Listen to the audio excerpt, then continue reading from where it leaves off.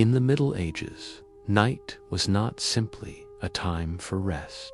It was a realm of shadows, silence, and fear, where the boundaries between the natural and supernatural blurred.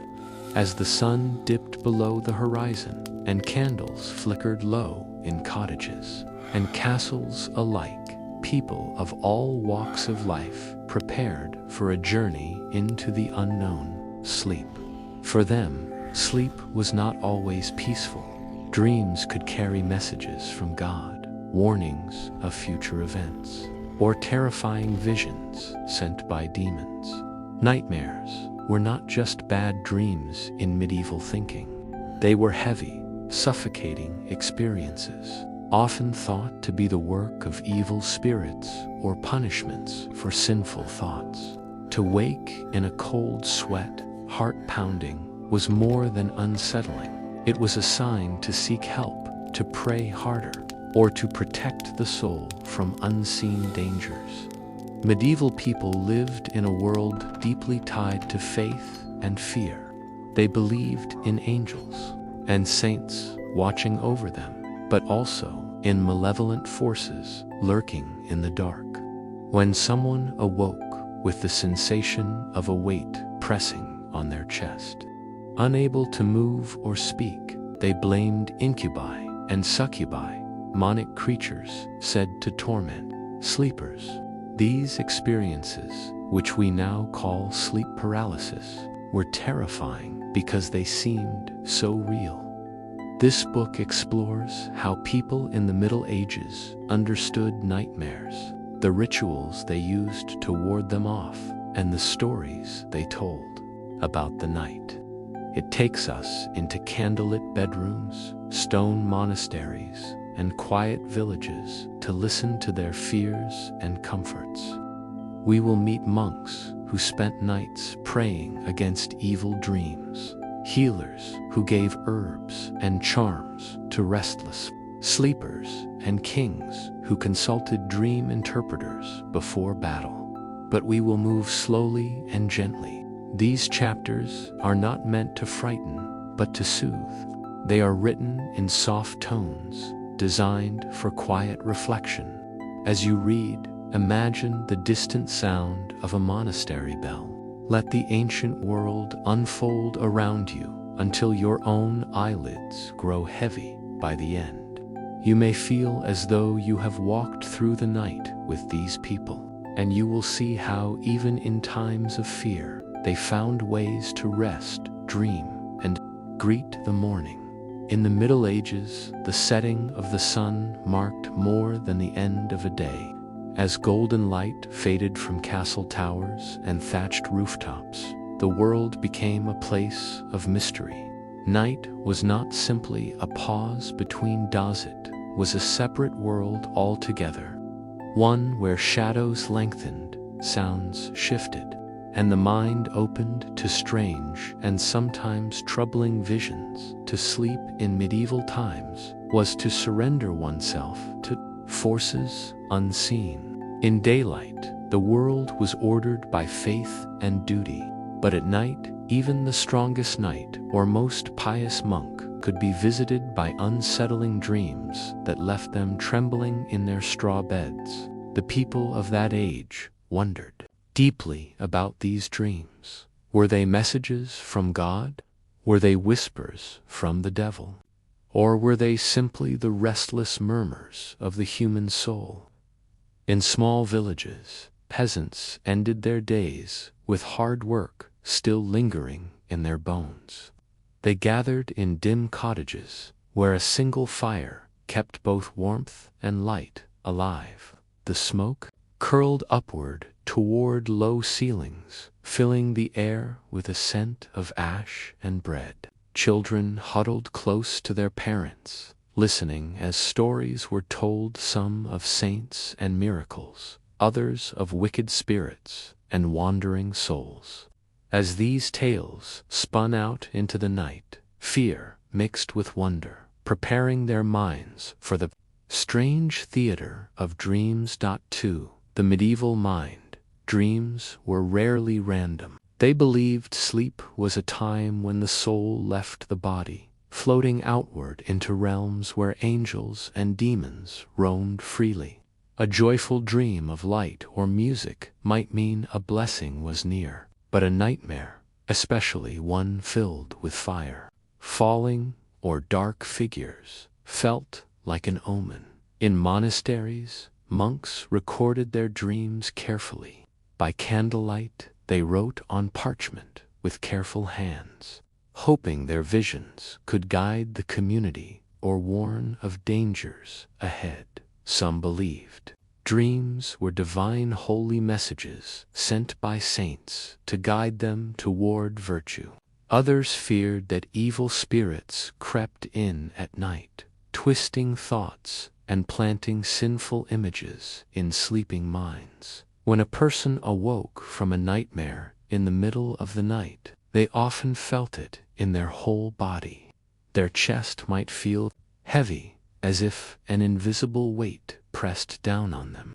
Their heart would race, their breath would come fast and shallow, and in that silence, broken only by the creak of wood or the sigh of the wind, they might whisper a prayer, "Deliver me, O Lord, from the terror of the night." In castles, the wealthy had larger beds and softer pillows, yet they too were not free from fear. Candles burned low in tall holders, casting flickering shadows on stone walls. Servants placed charms of iron or sprigs of herbs near their lord's chambers, hoping to ward off spirits. For these nobles, a nightmare of falling from a great height might be taken as a warning and omen of betrayal or loss. It was not uncommon for them to call for priests or wise women to interpret such dreams at first light. People believed certain nights were more dangerous than others. Nights during a full moon were feared, for it was thought that the moon's silver light could stir madness and bring restless dreams. Nights of storms, when thunder rattled wooden shutters and lightning split the sky, seemed charged with dark power. Children clutched their mothers in fear, and men lay awake, whispering psalms under their breath. The line between dream and reality often felt thin. Those who suffered from night terrors spoke of creatures sitting on their chests, pressing the air from their lungs. They described dark figures at the foot of their beds, figures that vanished when the candle was lit. Today, we call such experiences sleep paralysis. But to medieval people, it was clear these were visits from the incubus or succubus, spirits sent to torment and tempt. To keep nightmares away, people created small rituals. A mother might sprinkle holy water on her children's pillows. A farmer might place a knife under his bed, believing the blade's sharp edge would frighten spirits. Psalms were recited softly, like lullabies for the soul. In the countryside, families hung sprigs of rosemary or St. John's wort over doorways to keep evil from slipping in during the night. But there was also trust. For all their fears, medieval people believed in the power of God to protect them. Even the darkest nightmare could be chased away with prayer and faith. And so, when sleep finally claimed them again, they drifted into a quiet surrender, trusting that the night would end and the dawn would come as it always had. This was how they understood sleep and dreams. Not as mere rest, but as a journey, sometimes peaceful, sometimes perilous. The night was both feared and respected. It was a time for the soul to wander, for angels to guide, and for demons to test the strength of hearts. As you rest now, imagine yourself lying on a straw-filled mattress in a quiet medieval cottage. The fire has burned low. The air is cool and still. Above you, the stars shine faintly through a small window. You hear the gentle breathing of others around you, and slowly your own breath matches their rhythm. The world outside is vast and silent, and so the night begins again. As darkness settled over the land, a hush fell across villages and castles alike. In the flickering glow of oil lamps and the faint scent of smoldering hearth fires, people prepared for bed. Yet, in the Middle Ages, lying down to sleep was not always a simple act of rest. It was a vulnerable moment, a time when the mind and body softened and the soul felt closest to the unseen. Many feared that in these hours the world of spirits and shadows crept closest, and not all of those spirits were kind. Stories of demons visiting sleepers were whispered in cottages and carved into the pages of illuminated manuscripts. These were no ordinary dreams, people said. They were heavy, suffocating experiences that left a person weak, trembling, and unsure of what was real. The most feared of these visitors were the incubus and the succubus, male and female demons, who, it was believed, came in the night to torment mortals. The incubus was said to press upon the chest of a sleeping woman, stealing her breath and strength. The succubus visited men, twisting their dreams into sinful temptations. Both were blamed for restlessness, illness, and sometimes even death. A peasant woman in a quiet village might wake in the middle of the night, unable to move. Her eyes would open to the dim glow of the embers, and she would feel Itan, invisible, weight pressing her chest so firmly she could barely draw breath. Her mind screamed, but her voice was silent. To her, this was no accident. It was a demon sitting atop her ribs, a punishment for some sin she could not recall. When the weight lifted and she finally gasped for air, she might whisper a desperate prayer. "Saint Michael, defend me in this hour of darkness." In the monasteries, monks experienced these terrors too. They called them nocturnal temptations and blamed them on the devil seeking to corrupt even the most pious. The rule of Saint Benedict urged monks to pray fervently before sleep, asking God to guard their thoughts and dreams. Some monks kept small wooden crosses beneath their pillows, believing the sacred symbol would shield them from harm. Priests and wise women offered remedies to those afflicted. A bowl of holy water at the bedside was thought to burn any spirit who dared approach. Placing iron scissors under the pillow or a broom across the threshold could confuse or repel evil beings. Since demons were said to dislike iron and might waste the night counting broom bristles. But not all saw these night visitors as demons. Some scholars of the time believed nightmares came from an imbalance of the body's humors, hot, cold, wet, and dry. If too much black bile collected in the stomach, they said, it could rise into the head during sleep, causing dark and troubling visions. A physician might recommend drinking a mild herbal tea before bed or sleeping on the right side to ease the humors. Despite these attempts at reason, the fear of the night endured. People clung to charms and rituals, to whispered prayers and sacred songs. Parents drew crosses on their children's foreheads before bed. Travelers carried small relics of saints to protect them when they slept far from home. Even the design of medieval beds reflected this fear. Canopies of heavy cloth were not only to keep out drafts, they also served as spiritual protection, enclosing the sleeper in a private, guarded space. Curtains were drawn tightly, shutting out both cold air and any lurking spirits. The idea of demons visiting in sleep was not unique to peasants and monks. Kings and nobles feared it too. Chronicles tell of rulers who suffered disturbing dreams before great battles, visions of dark figures looming over their beds, whispering words of doom.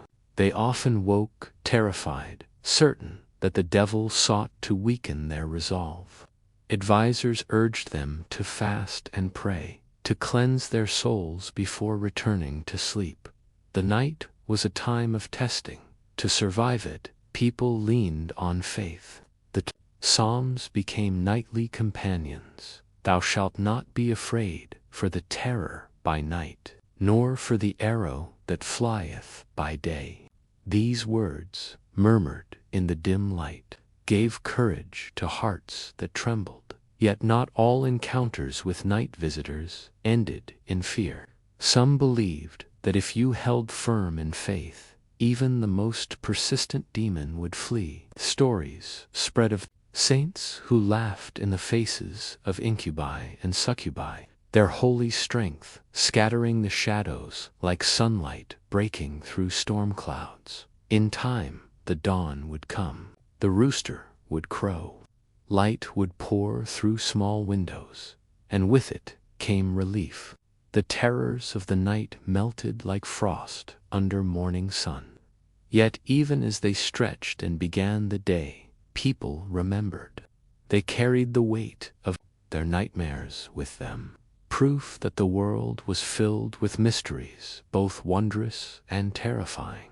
As you rest now, imagine yourself in a medieval chamber. A faint breeze stirs the curtains. The air smells of wood smoke and lavender sprigs tucked near the window. A small iron charm lies under your pillow. You feel the weight of a wool blanket across your legs, and as your breathing slows, you sense the world growing still. Whatever shadows linger, they cannot harm you. The night passes softly, and the dawn is already on its way. In the quiet hours of the medieval night, when candles burned low and the wind whispered through wooden shutters, people often felt their own strength fade. The darkness seemed endless, and the weight of the day settled heavily on their bodies and minds. Yet, even in their most vulnerable moments, they believed they were not alone. Saints, angels, and divine protectors moved unseen in the shadows, watching over them as they slept. For medieval Christians, faith was the greatest shield against the unknown. As they prepared for bed, many spoke prayers with lips barely moving, hands tracing the shape of the cross over their hearts. These rituals were not mere habits, they were acts of trust, calling upon heaven's guardians to stand watch through the night. The most beloved protector in these hours was Saint Michael, the archangel, the great warrior of heaven. People imagined him standing tall in their rooms, sword gleaming, his wings stretched wide to block any evil spirit that dared approach. In villages and cities alike, his name was whispered at the edge of sleep. Saint Michael, defend us in battle. Be our protection against the wickedness and snares of the devil.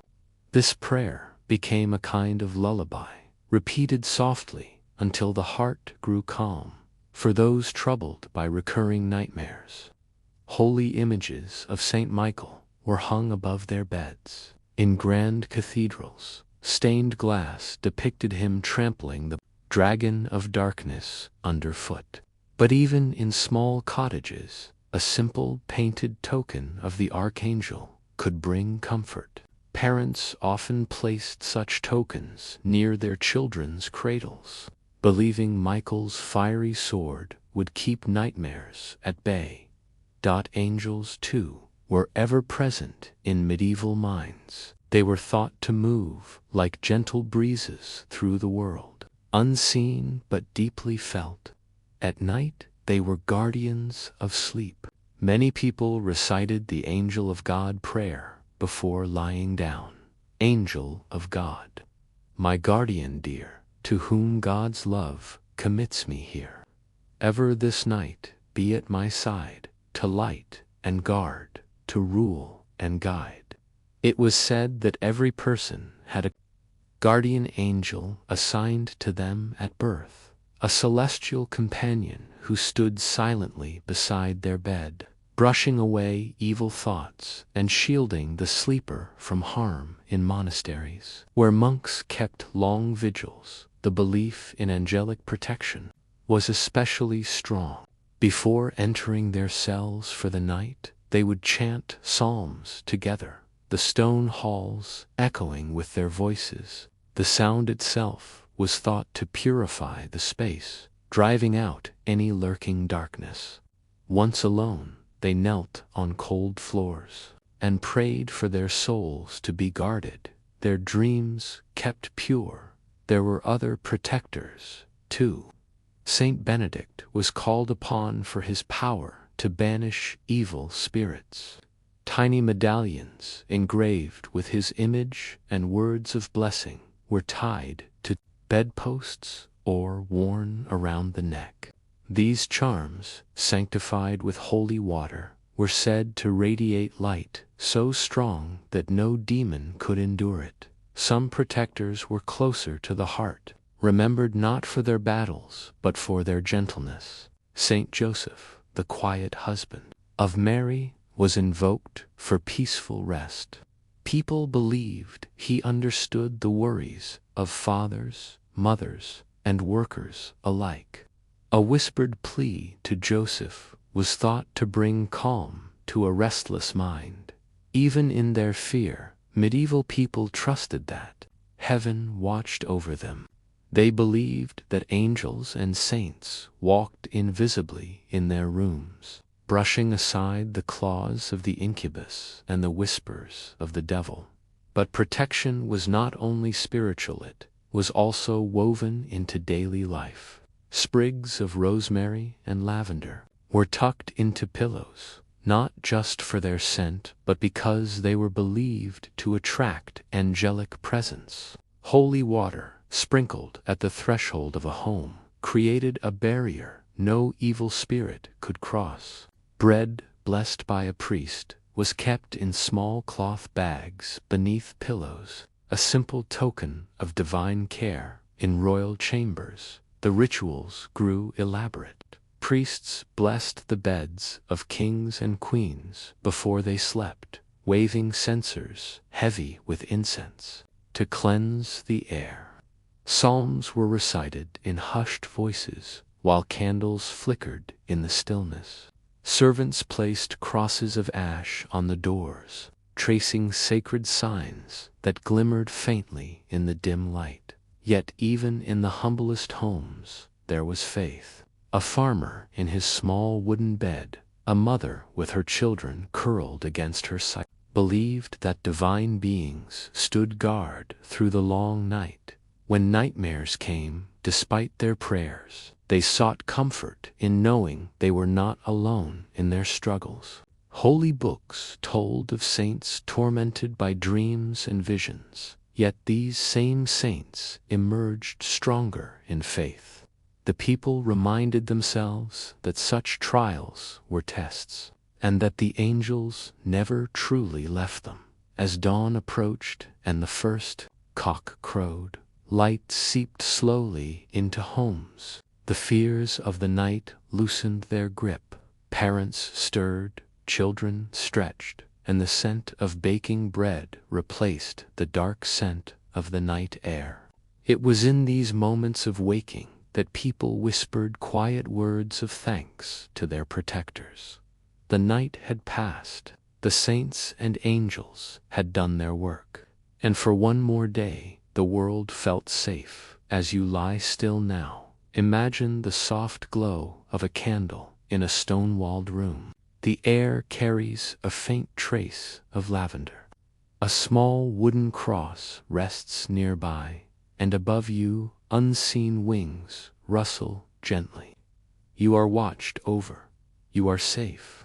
Sleep folds around you like a warm cloak, and the night grows quiet and kind. For there is a moment in the night, in the deep hours, when even the stars seem to pause, when sleep becomes heavy. The body rests, but the mind stirs uneasily. In the Middle Ages, this was the hour when fear took shape. For many, the worst kind of nightmare came, not in flashes of strange images, but in a chilling stillness, a moment when they awoke to find themselves pinned to their beds, unable to move, unable to cry out. Their eyes would open, and they would sense a presence in the room. The air felt thick, their chest tight, as though an unseen weight pressed down with terrible force. Today we might call this sleep paralysis a natural part of dreaming gone awry. But to medieval people, it was something much darker. It was the work of spirits that preyed on sleeping souls, the incubus and the succubus. The incubus, they believed, was a male demon who visited women at night. He would crouch on their chests, stealing their breath and filling their dreams with troubling visions. The succubus, his female counterpart, was said to tempt men in their sleep, entering their minds and leaving them weakened when they awoke. Stories of these creatures spread from village to village, whispered in the shadows of firelight. A farmer's wife in a small cottage might describe waking with her limbs frozen and her heart pounding, certain she had felt a heavy body pressing her down. A young monk might confess to his abbot that dark dreams of a woman with burning eyes haunted his nights, leaving him shaken and ashamed. To the medieval mind, these were not coincidences or tricks of the body. They were proof of an invisible war being waged for the human soul. People tried many ways to keep the incubus and succubus away.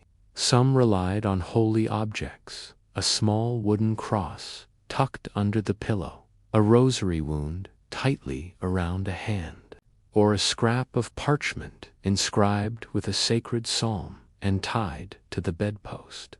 Herbs were also allies in this struggle. St. John's wort, with its bright yellow flowers, was gathered on Midsummer's Day and hung above doors to drive away evil. Mugwort was burned near the bed to cleanse the air. Lavender and rosemary were placed beneath pillows, their scents thought to calm restless spirits in rural areas. Mothers would make their children drink warm milk mixed with honey and crushed chamomile before bed. This was not only to soothe their bellies, but to ease their minds, helping them sleep without fear of dark visitors. Monks and priests advised more spiritual defenses. Prayers to Saint Michael and the Virgin Mary were whispered as candles flickered. Low psalms were recited until eyelids grew heavy, and if a nightmare still came, the sleeper was told to call upon the name of Jesus in their heart, even if their lips could not move. Though people feared the incubus and succubus, there was also a fascination with them. Illuminated manuscripts sometimes depicted these creatures in human-like forms, their faces beautiful yet unsettling, their wings dark and folded like a bat's. Artists showed them crouched on the chests of sleeping figures, their claws curling lightly against soft skin. For nobles in grand castles, these images were warnings. Confession and penance became part of the effort to banish the night terrors. For peasants, the fear was simpler but no less real. They believed that certain places were more dangerous to sleep in rooms without windows, where the air grew stale, or beds placed too near crossroads, where spirits were said to wander. And yet, as terrifying as these Experiences were, they passed. No matter how heavy the weight on their chest, no matter how paralyzed their limbs felt, the morning always came. The rooster crowed. Light spilled into the room like a blessing. Breath returned, arms and legs stirred, and the world felt safe. Again, people would sit quietly for a moment before rising, grateful to be free of the night's grip. They might whisper a prayer of thanks. Praise be to God, who guards us in sleep and wakes us in peace. But the memory lingered, the heavy presence, the dark shadow at the foot of the bed, the silence that had seemed so deep and absolute. These were not easily forgotten. And so they prepared again for the next night, repeating their rituals, strengthening their faith, hoping the spirits would pass them by. As you lie still now, imagine yourself in a quiet, medieval room. The fire has burned low to soft embers. If shadows move at the edge of your vision, they are only the flicker of candlelight, and the dawn is already on its way. In the Middle Ages, the night was both a time of rest and a time of caution. As the world sank into darkness and the flicker of candles gave way to deep shadows, fear of bad dreams and restless spirits filled their minds, but they did not leave themselves unguarded. With care and quiet hope, they prepared for sleep using the simple tools they believed would keep the night gentle: herbs, charms, and whispered prayers, even in the humblest homes. These rituals were as much a part of life as bread baking in the oven or water drawn from the well. Parents taught their children how to ready themselves for sleep, not only by laying down their weary bodies, but also by protecting their souls from whatever wandered in the darkness. Growing in fields and gardens, gathered by careful hands, they were believed to carry the blessings of God and the earth. Each herb had its purpose, and many were thought to hold power over dreams. Lavender was treasured for its calming scent. Bundles of dried lavender were hung above beds, tucked under pillows, or scattered near windows. Its gentle fragrance filled the air as sleepers drifted off. Believed to soothe troubled thoughts and keep nightmares at bay. Rosemary, with its sharp, fresh aroma, was thought to purify the air and chase away restless spirits. Mothers sometimes wove rosemary into garlands and laid them around the cradles of infants to ensure their sleep was safe. It was hung over doors and windows, believed to block the entry of anything unholy. In some villages, people placed a sprig of it in their shoes or under their beds before sleeping, a quiet gesture of protection. There was also mugwort, called the dream herb. Dreams burned gently in a small bowl before sleep. Its smoke was thought to drive out unwanted spirits, while inviting only the gentlest visions in rural areas. Wise women and healers prepared sleep potions of chamomile, milk, and honey. These warm drinks relaxed the body and, they said, quieted the mind so that dark dreams would not creep in. Charms and sacred objects. Herbs were not the only tools for guarding the night. Carried by people of all classes, a simple wooden cross, carved carefully by hand, might rest beneath a pillow. A few kept small relics of St. Steiny bones, cloth fragments, or even soil from a holy place wrapped in linen and tied to bedposts. These items were believed to create a protective circle around the sleeper. In some households, iron objects like scissors or knives were placed near the bed, not for defense, but because iron was thought to frighten spirits. A knife tucked under A mattress or laid across a doorway could confuse or repel anything that wished harm. Even everyday objects took on sacred meaning. A broom laid across the threshold was believed to bar entry to wandering spirits, who were said to pause and count every bristle before entering. Losing interest as the night grew long, parents often traced the sign of the cross on their children's foreheads before bed. This gesture, done with gentle fingers and whispered blessings, was as much an act of love as of faith. The softness of prayers were the deepest comfort of all, and called down the protection of heaven.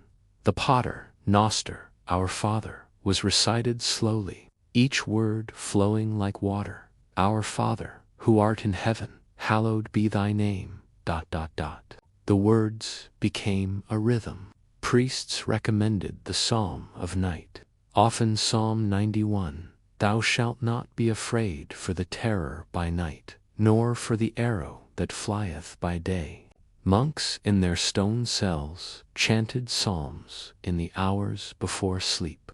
In those sacred spaces, it was believed no spirit dared linger. Others prayed to saints known for their protection. Saint Michael, the great warrior angel, was often invoked. Saint Benedict, with his medallions of power, was another guardian called upon. And for mothers, a prayer to the Virgin Mary brought comfort, trusting her gentle care over their children's dreams. A night prepared with herbs placed, charms tied, and prayers whispered. Medieval people lay down for sleep with a little more peace in their hearts. The firelight faded, the air cooled.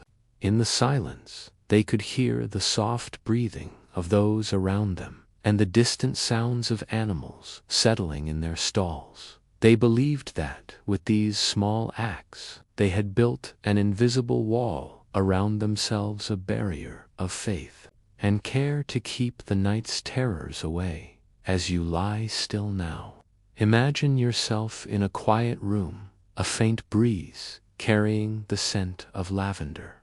A small wooden cross rests near your pillow, and above you unseen wings guard the air. You feel the weight of your blankets, warm and comforting. The world outside is silent and far away. Your breath slows. The night is soft. Sleep takes you gently, and you know the dawn will come. In the Middle Ages, when a person awoke from a dream that would not leave their mind, they did not always keep it to themselves. Dreams were not dismissed as random visions of a sleeping brain. They were thought to be messages, warnings, or even trials sent by forces beyond human understanding.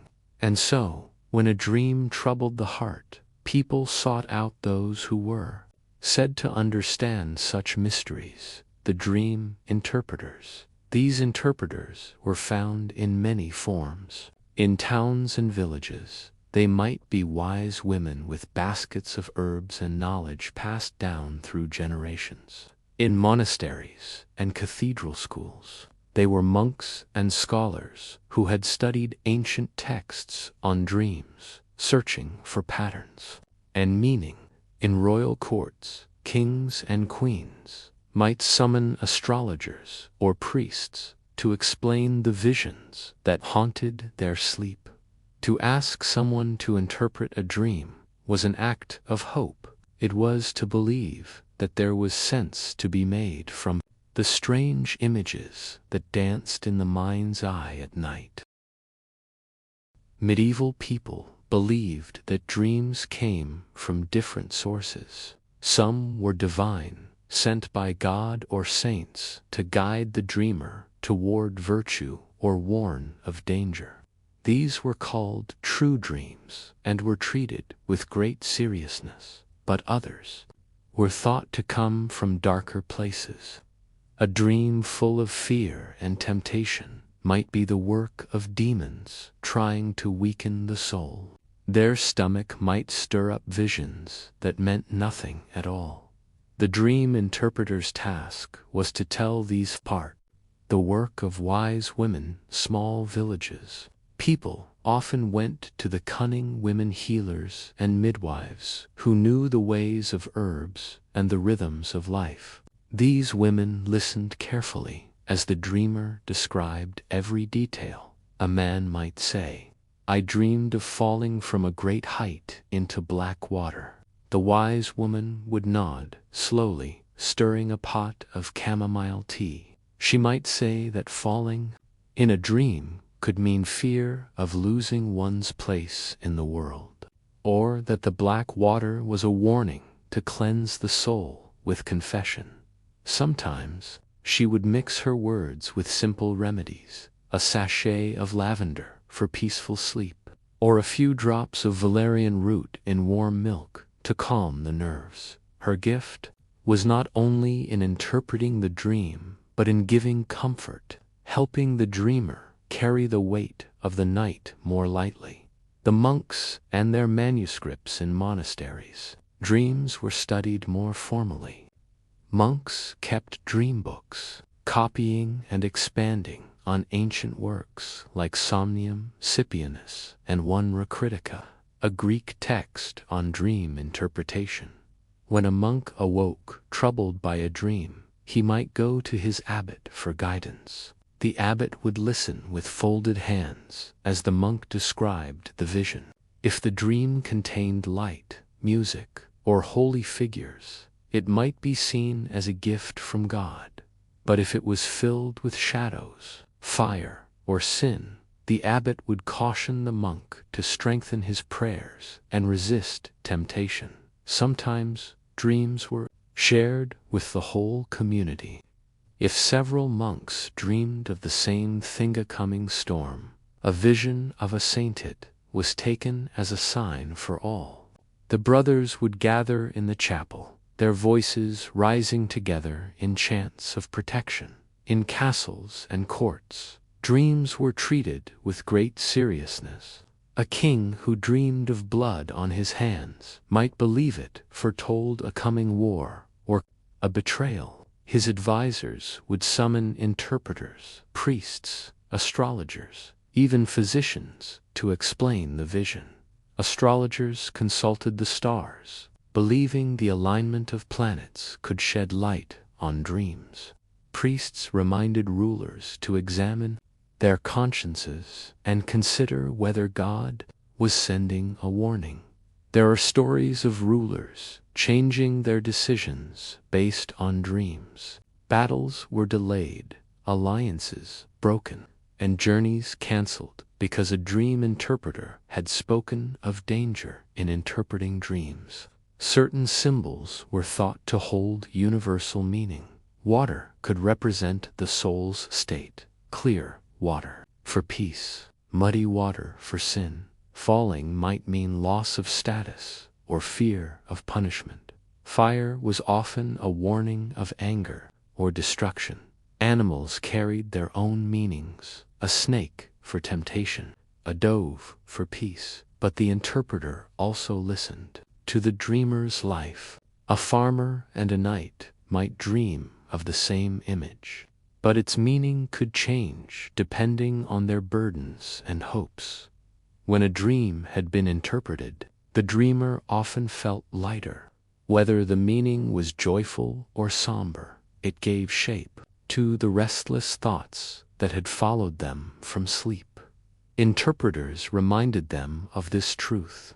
Even the darkest dream could be a gift, a chance to see the soul more clearly.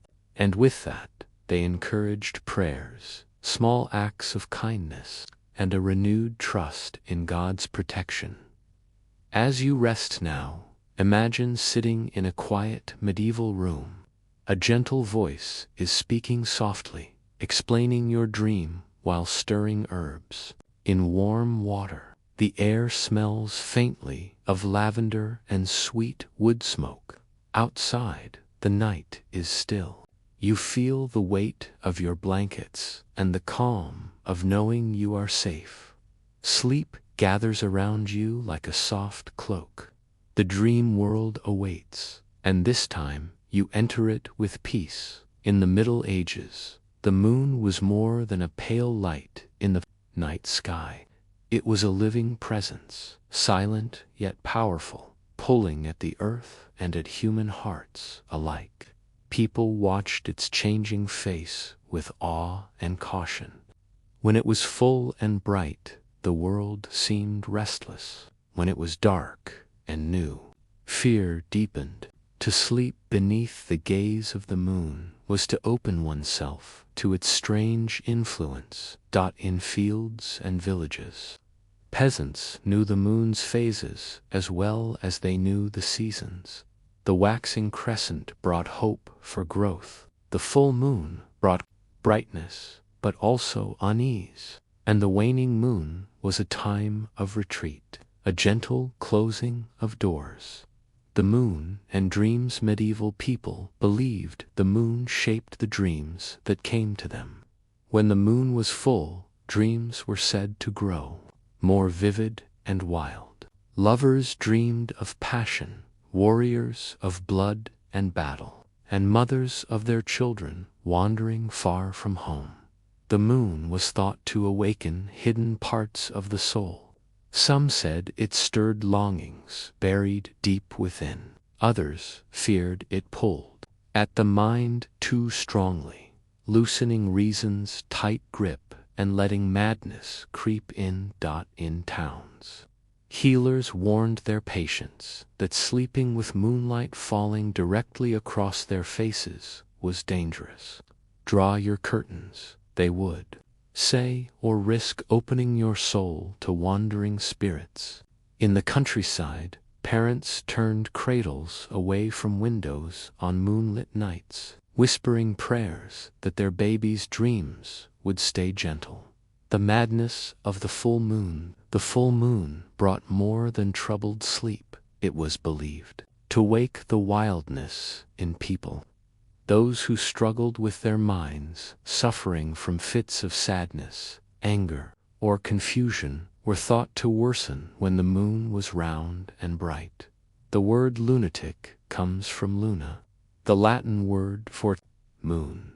Medieval physicians spoke of lunar influence on the brain. They imagined the moon's pull as a tide within the body, stirring the humors until balance was lost. In some villages, people stayed indoors on full moon nights, fearing not only spirits but also their neighbors. It was said that thieves, drunkards, and quarrelsome souls became more dangerous under the moon's glow. Moonlit prayers and rituals to protect themselves from the moon's power. Medieval people turned to faith and ritual. Candles were lit and placed in windows to remind the sleeper of Christ's light. Stronger than any celestial pull, holy water was sprinkled across thresholds and bed frames. A small cross was laid upon the chest before sleep to keep the heart calm.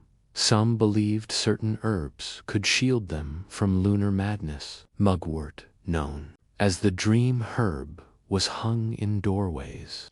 Vervain, thought to be sacred, was burned as incense. Willow branches, tied into simple knots, were hung above beds to keep the moon's strange pull away. In monasteries, monks noticed how their brothers became restless during the full moon. They scheduled longer evening prayers at these times, chanting psalms to still their thoughts before sleep. The sound of their voices filled the halls like gentle waves, calming both body and spirit. The new moon and shadows. If the full moon brought too much light, the new moon brought too little. On those nights, the world seemed to disappear into blackness. Sleep was deeper, but also more frightening. People feared that in total darkness, spirits moved more freely. Torches and small lamps stayed lit longer on new moon nights. Villagers told stories to one another before bed. their voices soft but steady, weaving courage into their hearts. The moon, as a guide yet for all its dangers, the moon was not only feared, it was also respected, even loved. Travelers used it to find their way along quiet roads. Farmers planted crops by its phases, trusting its slow rhythm. Lovers met under its silver light, whispering promises they would never have spoken by day.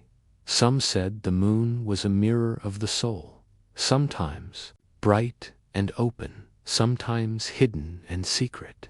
To sleep under its changing face was to join in the great cycle of nature, to remember that light and dark, fear and peace, always followed one another. As you lie still now, imagine the faint glow of moonlight spilling across a wooden floor. The air is cool and quiet. Above you, the moon hangs gentle in the sky, watching without judgment. Whatever dreams come tonight, you are safe within your walls. A small candle flickers nearby, and the weight of your blankets feels warm and steady. Your breath slows. The night passes softly, and the moon's power, once feared, feels calm and kind. In the Middle Ages, the night was a time of mystery and danger. As the sun slipped below the horizon and the world sank into darkness, people drew their doors closed and whispered prayers for protection. The silence of the night was never quite complete, though. Outside, faint sounds stirred footsteps on cobblestones, the soft hoot of an owl, the murmur of distant voices. Behind these sounds were the unseen protectors of the night, the watchmen, animals, and simple household rituals that stood guard over sleeping souls. Even in an age before streetlights and alarm bells, people found ways to feel safe as they drifted into dreams. The watchman's call in medieval towns, the night watchman was a familiar figure, wrapped in a heavy cloak, carrying a lantern or torch. He walked the streets slowly, his boots tapping softly against the stones. From time to time, he would call out the hour in a deep voice, reminding those awake that all was well. Midnight strikes, all's safe. God keep you in your rest. These calls reassured the townspeople. Even in their beds, they could hear his voice echoing faintly through narrow alleys and open windows. It was a reminder that someone was watching, that not all eyes had closed to the darkness, that the watchman's duties were many. He checked for fires, looked for signs of thieves, and kept an ear open for cries of distress. If danger arose, he would ring a small handbell or strike a wooden clapper to rouse the neighborhood. In rural villages where no watchman patrolled, families kept their own kind of guard. The hearth fire, carefully banked before bed, gave off a faint glow that lit the room with soft orange light. It was said that as long as the fire smoldered, no evil spirit could cross the threshold. Children often fell asleep watching the embers, their eyes fluttering shut as the coals pulsed like tiny stars. Parents sat for a time in the dim light, listening to the crackle of the fire and the steady breathing of their household before retiring to bed. Themselves, the animals who guarded the night animals, too, played their part in protecting sleep. The rooster, perched high on a beam or fence post, was the most important. Its keen eyes and loud cry made it a natural guardian of the household. People believed that roosters could sense evil spirits and would crow to drive them away. At the first hint of dawn, their call split the silence. Cock-a-doodle-doo. This sound was more than a marker of morning. It was a trumpet blast against the darkness. a signal that the world was turning again toward light and safety. Dogs, tied near doors or curled on thresholds, were also trusted protectors. Their sharp ears caught the faintest sounds, and their growls could warn of intruders, human or otherwise. In some homes, a family cat prowled silently through rafters and corners, keeping watch over hidden spaces, rituals of protection even. With watchmen and animals, people felt the need to guard themselves with rituals. Before sleep, parents traced the sign of the cross on their children's foreheads. This simple gesture, done in silence, was thought to seal the child's soul against harm. Families often recited a final prayer together. Into thy hands, O Lord, I commend my spirit. Sprigs of rosemary or blessed herbs were placed at windowsill and doors, creating an invisible barrier to wandering spirits in towns. Some families hired night criers, people who walked the streets reciting psalms aloud. These holy words filled the air like a shield. It also carried a rhythm that soothed those who listened. The soft clink of the watchman's staff as he walked, the distant creak of a cartwheel as a late traveler passed, the steady chirping of crickets in fields, a reminder that even in the stillness, life moved gently onward. When fear gave way to peace, for all their worries about spirits and thieves, most people slept soundly. The presence of a watchman's voice, a dog at the door, and a rooster on the fence post gave them comfort. They trusted their little world was held together through faith and care. As dawn approached, the rooster answered with a cry, and the first pale light of morning spilled over rooftops and fields. Sleepers stirred, stretching beneath their wool blankets, hearts lightened by the return of the sun. As you lie still now, imagine the muffled sound of boots on cobblestones outside your window. A lantern glows faintly in the distance. The fire in the hearth gives off gentle warmth. You are safe in your room, wrapped in the quiet rhythms of the night. Your breathing slows. The darkness is no longer frightening. Sleep settles like a soft cloak over your shoulders, and the world drifts into stillness. In the quiet heart of the medieval world, music was not merely a sound to be heard, but a force to be felt. It touched the air like incense, carrying prayers upward and washing away fear. For people of the Middle Ages, sacred music was a shield against the unknown terrors of the night. Its gentle rhythms and holy words brought stillness to restless minds and soothed weary hearts as darkness fell. Wherever people lived, whether in grand castles, small cottages, or the stone cells of monasteries, music held a sacred place in the rhythm of sleep. The voice of heaven. Medieval people believed that music was born in heaven. Angels were said to sing in choirs that never ceased, their voices pure and light, filling the air of paradise. To echo this music on earth, monks and priests raised their voices in chants and hymns. The most famous of these was Gregorian chant, a soft, flowing song without instruments. It moved like water, carrying the mind gently from one note to the next. The words were prayers in Latin, their meaning simple but profound. Kyrie eleison, O Lord, have mercy.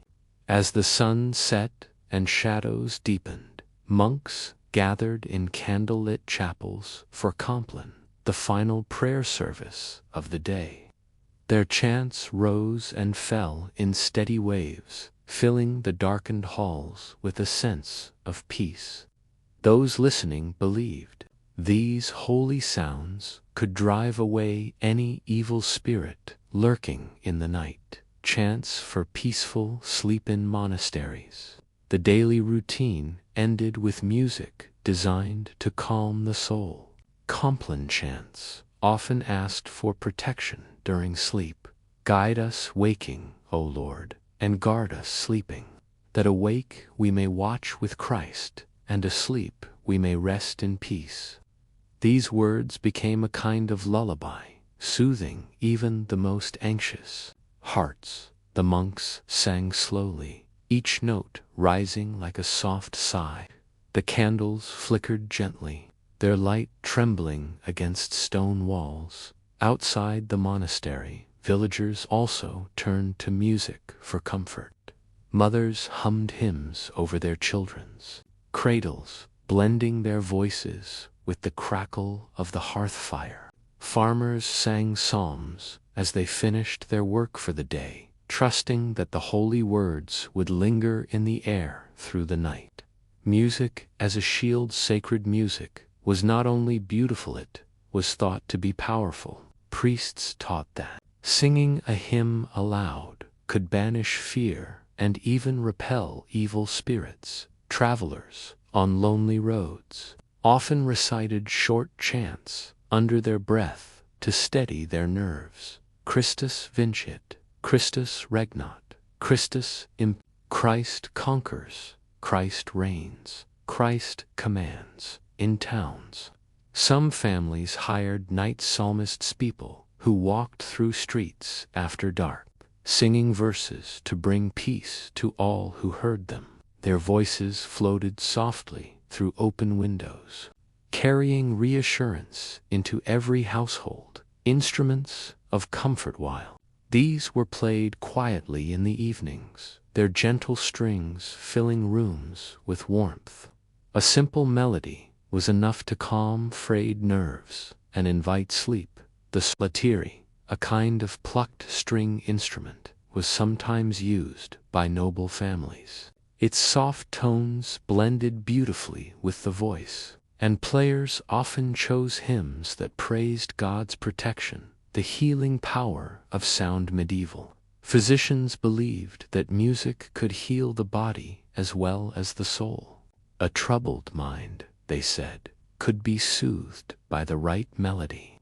They recommended listening to sacred chants before bed to prepare the heart for peaceful dreams. Herbs and music were often paired in nighttime rituals. A sprig of lavender on the pillow and a whispered hymn at the bedside made a powerful combination. When silence fell eventually, the music faded. In the monastery, the final amen was spoken.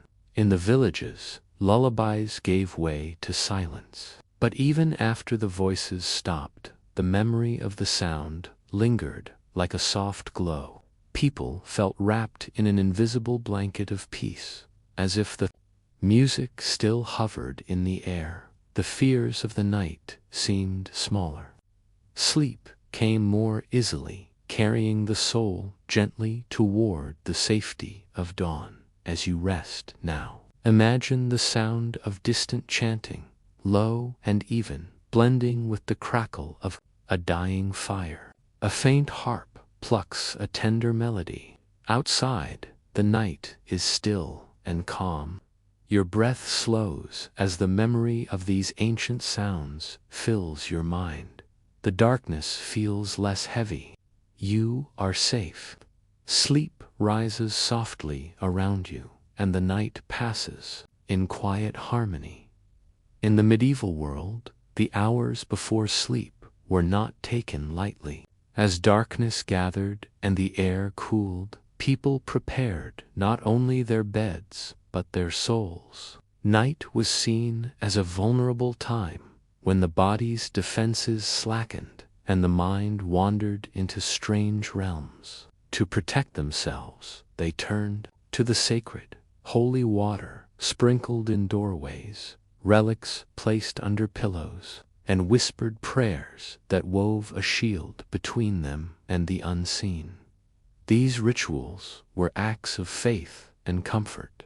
They gave people a sense of control over the deep. Blessed by a priest was one of the most trusted tools for keeping evil at bay. In churches and monasteries, it was kept in stone basins at the entrances. Parents would dip their fingers in holy water and make the sign of the cross over their children. A few drops were sprinkled on pillows and door frames to purify the room. It was believed that holy water drove away demons and restless spirits. People spoke softly as they used it, saying, "In the name of the Father, the Son, and the Holy Spirit, protect this house and all who sleep within it." This simple act brought peace to anxious hearts, a sense that the darkness outside could not cross the threshold. For those lucky enough to own a relic, the nights felt safer still. A relic could be as grand as a bone fragment from a saint, or as humble as a scrap of cloth touched to a holy shrine. People carried them in small wooden boxes or tied them in cloth pouches to hang above their beds. It was said that saints watched over those who honored them. Saint Benedict's medal, for instance, was believed to protect against temptations and nightmares. Saint Michael, the archangel's image, was kept to guard against evil forces. In noble households, these relics were passed down like treasures.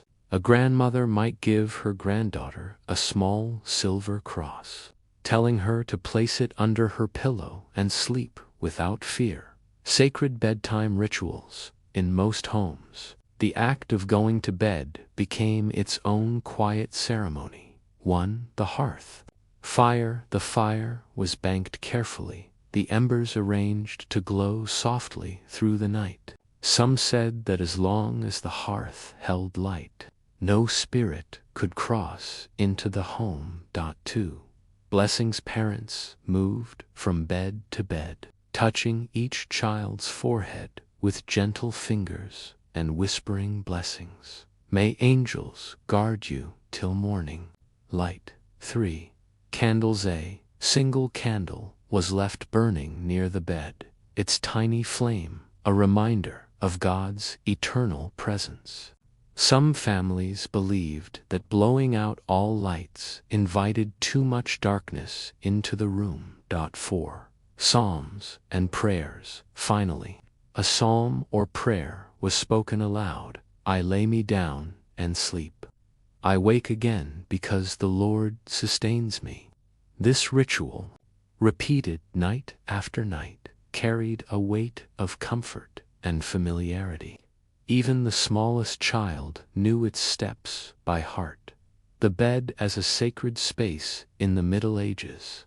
A bed was not just a place to rest, the body it was a small sanctuary. Curtains were drawn tightly around four-poster beds to keep out drafts and wandering eyes, but they also created a sense of sacred enclosure, a private space for dreams and prayers. Some people placed a small wooden cross under their mattresses. Others tied tiny bells to the bedposts, believing the soft sound would frighten away malicious spirits. To sleep was to surrender to the unknown. By surrounding themselves with holy signs, people felt they had allies in that unseen world. The peace of ritual. As the night deepened, the house grew still. Outside, the wind stirred gently in the trees. A dog shifted on the doorstep, then settled again. Inside, the air smelled faintly of lavender and beeswax candles. The soft crackle of the hearth and the murmur of a final prayer lulled the household toward sleep. These rituals worked not only because of faith, but because of their calming rhythm. They slowed the breath, quieted the mind. A single candle glows faintly, its light steady and warm. The air is quiet and cool. You feel the softness of the blankets and the calm that comes from knowing you are protected.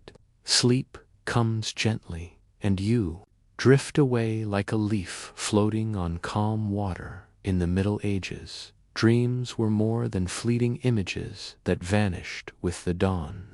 They were taken seriously, not only in churches and monasteries, but also in the halls of medicine. Physicians and healers believed that dreams held clues to a person's health, offering signs of sickness or recovery. To sleep was not only to rest, it was to open a window into the secret workings of the body and soul. When a patient spoke of their dreams, the physician listened as carefully as to a cough or a fever.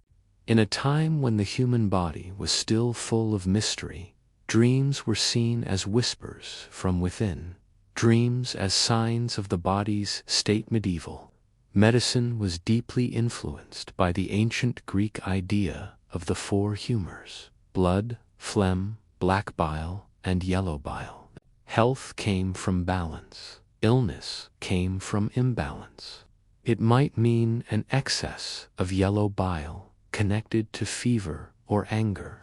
Dreams of water or cold winds could point to too much phlegm, leading to chills and weakness.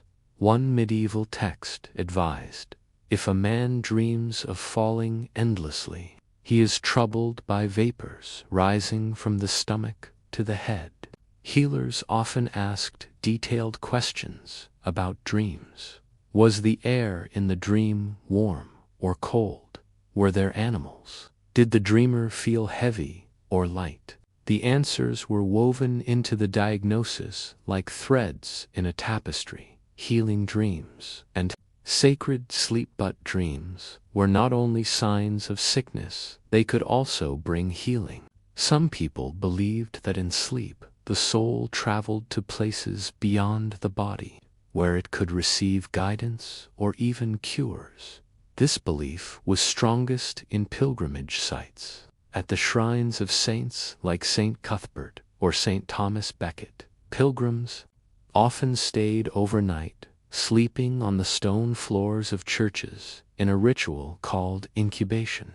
They hoped the saint would appear in a dream, offering a cure or advice. When a dream came, it was written down carefully. A woman might dream of drinking clear water from a spring and awaken to find her fever gone. A man might see a shining figure, touch his eyes, and discover his sight restored. These healing dreams were seen as miracles, signs of divine care reaching even into the quiet hours of the night. Books of dream interpretation. Physicians studied ancient books that listed the meanings of dreams. The most famous was Artemidorus's Wanera Critica, a Greek text filled with symbols. Dreaming of ladders might mean a rise or fall in health. Dreaming of snakes could warn of poison or disease. Dreaming of clear skies was often a good omen, promising recovery. These texts were copied and recopied in monasteries, their pages illuminated with gold and color. Over time, they blended medical, spiritual, and even astrological wisdom, creating a rich but complicated map of the dream world. Bedside practices and dream observation. In sick rooms, healers paid attention to how dreams changed from night to night. A patient tossing in bed with fever might describe strange, fiery visions. As the fever broke, their dreams often grew calmer: cool rivers, green fields, familiar faces. Families were taught to note such dreams and report them to the physician. In some households, it became a quiet evening ritual, sitting by the bedside, asking the patient softly, "What did you see in your sleep?" The spirit and the body. For medieval physicians, dreams reminded them of the deep link between body and spirit. A troubled soul could make the body weak, just as an ailing body could cloud the mind. Healing required care for both. This is why prayers and herbs were often given together. A healer might prescribe chamomile tea for a restless stomach and a psalm for a restless heart. The two worked side by side, calming the dreamer and preparing the way for peaceful sleep. The stillness of night as the night deepened, the sick room fell quiet. Candles burned low, their light soft and golden. The physician, having finished his work, stepped away, leaving the patient to rest. Outside, the world was calm. The sounds of the day had faded, replaced by the occasional hoot of an owl or the distant murmur of wind through trees. In that stillness, dreams came not as terrors but as gentle messengers, guiding the sleeper toward healing and hope. As you lie still now, imagine a small room lit by candlelight. The air smells faintly of herbs. The blankets are warm and soft against your skin. Whatever dreams come tonight, they are quiet and kind, carrying you safely through the hours until dawn. In the darkness of the medieval night, when candles burned low and silence filled the air, dreams often came to restless sleepers like waves on a shore. Some dreams were gentle and sweet, offering glimpses of heaven or memories of loved ones. But others were sharp and heavy, filled with fear. These were the nightmares, and in the Middle Ages they were not seen as random or meaningless. A nightmare was often thought to be a warning, a punishment, or a test of the soul. It might come from God as a call to repent, from demons as a temptation to despair, or from the dreamer's own guilty conscience. To sleep was to step into a hidden world, where every vision carried weight and every fear might hold a lesson. People believed that God sometimes spoke through fear. A merchant who cheated his customers might dream of falling into a pit of flames. A noblewoman who mocked the poor might dream of wandering lost and barefoot through dark forests. These dreams were not meant to destroy, but to awaken the dreamer's conscience.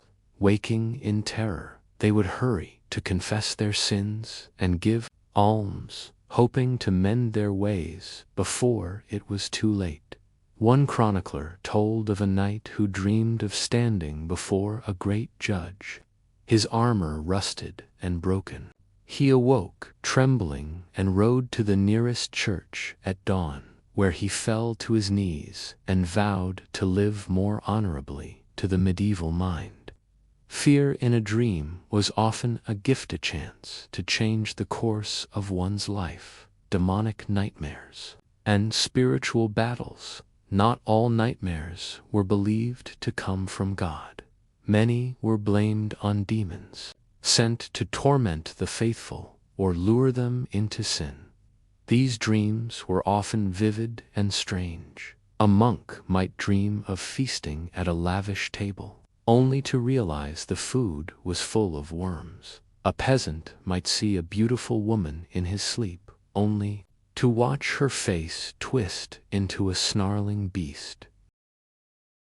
To sleep lightly and rise willingly was an act of trust, though few today live as the monks once did. Their way of approaching sleep offers a gentle lesson: to prepare the heart for rest, to embrace silence as a balm for the mind, to see sleep not as wasted hours, but as sacred renewal. As you rest now, imagine the hush of a medieval cloister. A candle glows softly by your side. Outside, the wind whispers through stone arches. The air smells faintly of beeswax and old wood. Your breath slows. In this stillness, there is no rush, no fear. You are safe. Sleep gathers around you like a warm cloak, carrying you into deep peace. In the medieval world, night was a time of mystery, fear, and quiet faith. But no night lasted forever. Always, at some quiet hour, the darkness began to lift. A faint gray light spread across the horizon, soft and gentle as a whispered prayer for people in castles, cottages, and cloisters. The coming of dawn felt like a small miracle. It was the return of warmth, safety, and life. Each sunrise was welcomed with gratitude, for it meant that they had been carried safely through the unseen dangers of the night. The first light before the sun appeared, the first glow of morning crept into the world. Farmers and shepherds were often the first to notice it. As they stirred from their beds, they saw how the dark shapes of trees and hills slowly grew clearer. In villages, roosters crowed, breaking the silence. The sound echoed softly through empty streets, a sign that the night had ended. Mothers woke their children, brushing away their hair and asking softly, "What dreams visited you, my little one?" For some, the morning felt like waking from a heavy weight. Nightmares faded in the gentle light. Hearts that had raced in fear now slowed, soothed by the warmth of the hearth and the sight of familiar faces. In monasteries, the new day began. With bells, their deep, ringing tones filled the air, calling monks to gather for lauds, the prayer of dawn. The prayers were full of praise for the coming light. The night has passed, and the day lies open before us. Let us rejoice and be glad in it. As voices rose in chant, sunlight began to spill through narrow windows, painting the stone floors with gold. The darkness of the night felt far away, replaced by the steady comfort of sacred ritual. All dreams ended with the morning. Some lingered like mist, their images floating in the mind even as the day began.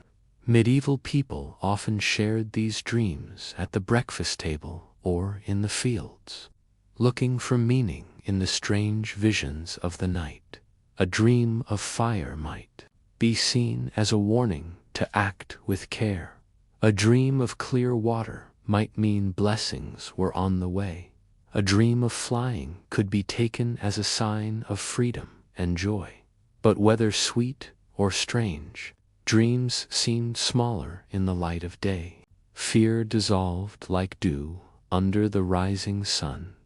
With dawn came work, but also simple joys. The smell of fresh bread baking in village ovens, the warmth of sunlight streaming through cottage shutters, the sound of children laughing as they ran to fetch water.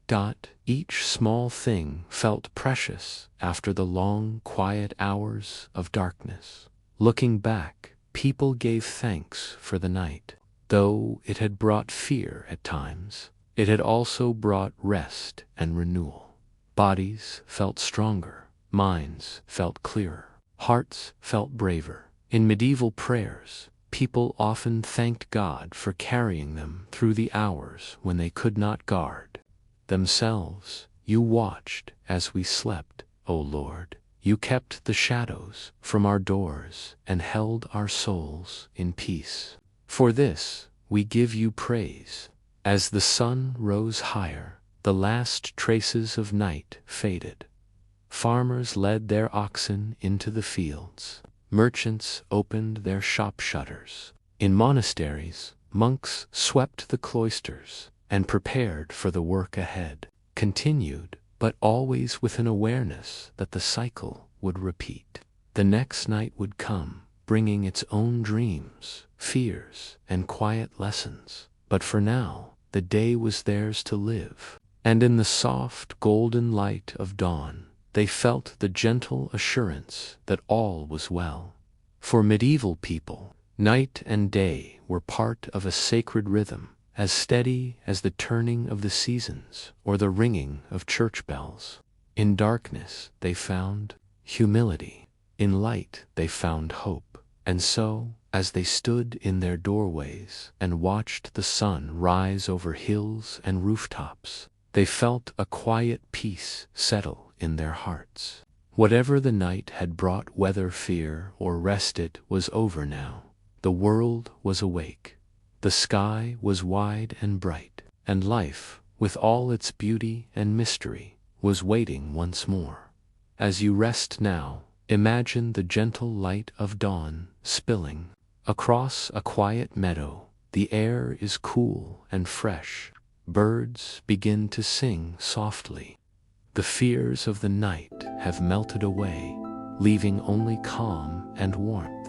Your breath deepens. Sleep surrounds you like the first light of morning, soft, steady, and full of peace.